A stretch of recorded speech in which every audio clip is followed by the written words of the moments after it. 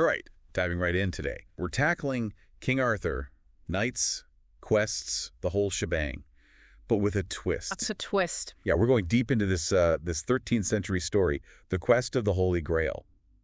Well, a translation of it anyway, by W. W. Comfort from 2000. So not just the typical swords and sorcery. Not quite. Think like Christian themes. Big time. The Grail isn't just some cup. It represents God himself. And the knights, Lancelot, Gawain, all those guys, they're on a spiritual journey this time. Facing their inner demons rather than dragons. Exactly. It's all about that internal struggle. We're dropped right into the action. King Arthur's court, Pentecost, the whole deal. Setting the scene classic. Right. And then, boom, mysterious damsel shows up. Summons Lancelot to the forest. No explanation, just come with me. Very dramatic. And the Grail itself, is there a description? Nope, not really. The author, they're not interested in what it looks like. More like how it affects everyone, the power it holds, I see. The symbolism is key. And speaking of symbolism, enter Galahad. This young knight comes out of nowhere, claims the perilous seat, that legendary chair that's, well, perilous. Wasn't that prophesied? It was. And get this, the inscription on the seat, it's like brand new. As if it appeared just for him. Even King Arthur is kind of floored. Fate, destiny, all that jazz. Right. Then, picture this. Knights are feasting, right? Thunderclap, sunlight bursts through, and there it is, the Holy Grail, veiled in white cloth, just floating there. Wow. Not only that, it starts filling the tables with food. Miraculously. That's a pretty clear sign, I'd say. You'd think. So naturally, all the knights, they swear an oath to find this Grail. But King Arthur, he's not exactly celebrating. He's grieving, almost. Like he knows what they're getting into. Yeah, this is no cakewalk. Take Lancelot, for example. Everyone knows him, the greatest knight, right? But he's got some baggage. Baggage. Sins, past mistakes, and these hermits he runs into, they don't hold back, reminding him of it all, especially his thing with Queen Guinevere. Oof, that's a touchy subject. Big time. Basically, they're saying, your fancy fighting skills, useless here. You need to focus on the inside. So introspection over action. Exactly. And to help him out, these hermits use parables, stories with a deeper meaning, like the unprofitable servant, the wedding feast, stuff like that. To teach him about humility, confessing his sins, and all that. Yeah, it's a crash course in spirituality for Lancelot. Now, contrast that with Galahad. This guy, pure as the driven snow, faces the same challenges, but just sails through them. It's almost unfair. It's like he's built for this. Not necessarily the best fighter, but his faith, his devotion, it's his superpower. One example, there's this boiling spring. No one can touch it. Galahad dips his hand in, boom, instantly cool. Like it's nothing. Effortless. And then there's this sword found on a ship with these inscriptions that are basically warnings and prophecies. Only Galahad can wield it, of course. That's some serious symbolism right there. Right. The sword represents power, but also danger. And just when you think you're getting a handle on things, the author throws in this curveball, the story of the tree of life, planted by Eve after the whole Garden of Eden thing. Whoa, wait, what? Eve, as in Adam and Eve? The one and only. Now, what does that have to do with knights and grails? Well, that's what we're going to dive into. I'm all ears. This is getting interesting. It's about sin, redemption, all those big themes, and even, surprisingly, the role of women in all this. But before we get too deep into that, Forrest, let's pause here. Think about it. Why all this emphasis on Galahad's purity? Is that the only way to reach the Grail? What do you think? That's a good question. I'm going to have to ponder that one. Okay, so we left off with this whole Tree of Life thing, connecting Eve to the knight's quest. It's a bit of a head-scratcher. Right, because on the surface it seems out of place. But think about it. The Tree of Life, it represents this yearning for paradise lost, right? Humanity's fall from grace. Okay, yeah, I get that. But how does that tie into the Grail? Well, the Grail in this story, it's not just some object. It's a symbol of spiritual wholeness, redemption. That's what the knights are really searching for.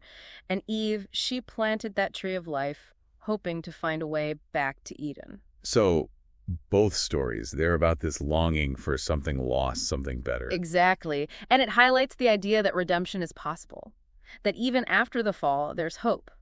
Now, remember that ship we mentioned? The one with the sword Galahad could wield. That one. Well, there's more to it. The ship itself is also important, made from wood of different colors, built by Solomon and his wife. Wait, Solomon? Like the wise king from the Bible? The very same. And this ship, it's not just transportation, it's a symbol of faith, carrying the knights towards their spiritual destination. So each element, it's like a piece of a puzzle. Exactly. And there's one more piece, the bed. Also built by Solomon and his wife, also made of special wood. But only Galahad can lie on it. Why Galahad? What's so special about this bed? It represents spiritual rest, a place of peace, attainable only by the truly worthy. And only Galahad, with his purity and devotion, can reach that state. It's like a test, almost. A spiritual checkpoint. And speaking of reaching destinations, the knights eventually arrive at Corbinic, the castle of the Grail. The big finale. So what happens there? Well, they meet Joseph, the first bishop who's been, dead for centuries. But he appears to them alive and well. A ghost. A vision. What is he? Not quite. He's more like a manifestation of the divine. He performs a mystical mass, and during it, the bread transforms into the form of a man. Hold on, are we talking like transubstantiation here? Exactly that. It's woven right into the story. This is where the quest of the Holy Grail gets really deep, connecting the knight's quest to the core of Christian belief. So it's not just about finding a magical cup, it's about experiencing a profound spiritual truth. Exactly. And after this revelation, Galahad, Percival, and Bors, they're entrusted with the Grail and a silver table. They set off again, this time to Sarras. Another journey. But they already found the Grail. It's not about the destination, remember. It's about the journey itself. And Sarras is significant. It's where Joseph was ordained as a bishop. So each step has this deeper meaning, connected to their spiritual growth. Right. And along the way, Galahad continues to perform miracles.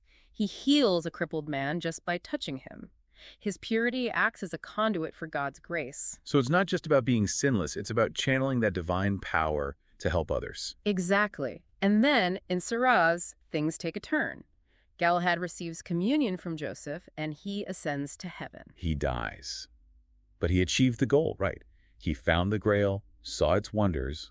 Why would he die? Remember earlier, Galahad expressed a desire to leave the world while in the presence of the Grail?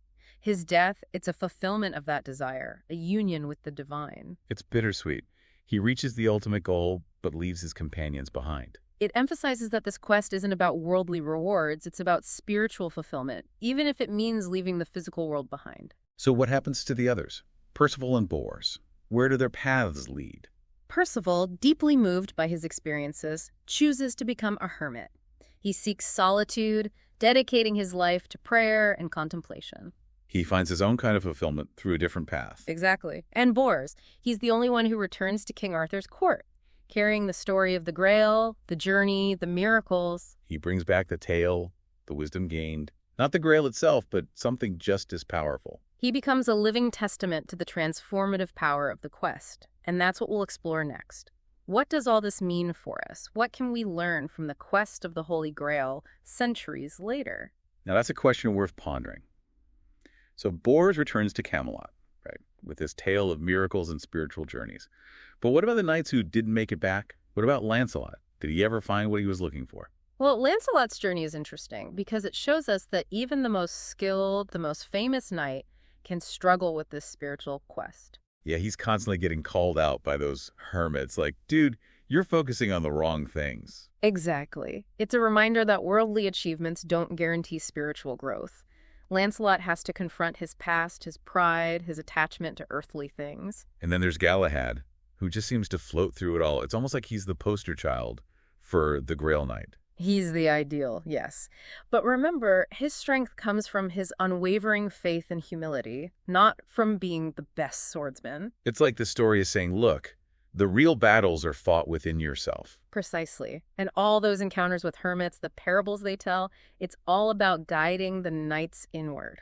They're basically saying, forget the fancy armor and fighting skills. You need to work on your soul. Exactly. Worldly fame, reputation, those mean nothing on this quest. It's about genuine transformation. So the whole definition of what it means to be a knight is flipped on its head. And those parables, they're not just random stories, right? They're like lessons, each one highlighting a specific virtue. Humility, repentance, recognizing God's grace. It's a roadmap for spiritual growth for the knights and for us. Like the author saying, here's the guide, folks. This is how you actually embark on a spiritual journey. And that message, it's timeless. We may not be literal knights, but we all face challenges, temptations, and that yearning for something more. So what can the quest of the Holy Grail teach us today? in our modern world. It reminds us to look beyond material success, beyond the pursuit of wealth or status, to cultivate those qualities we see in Galahad: humility, faith, a sense of purpose. So it's not about what we achieve, but who we become along the way. Exactly, and about finding those hermits in our own lives, mentors, teachers, sources of wisdom to guide us. It's fascinating, isn't it? This medieval story about a magical quest, it's actually a guide for personal growth, centuries ahead of its time. And it leaves us with this powerful idea. The Holy Grail, it might not be a physical object, but a state of being, a spiritual transformation that we achieve through faith, humility, selflessness. So the real treasure is the journey itself, the growth, the self-discovery. Precisely. And perhaps that's the most enduring message of the quest of the Holy Grail. The true quest lies within. What an incredible thought to wrap up with. We hope you've enjoyed this deep dive into the quest del San Graal. Until next time, keep seeking, keep exploring, and keep diving.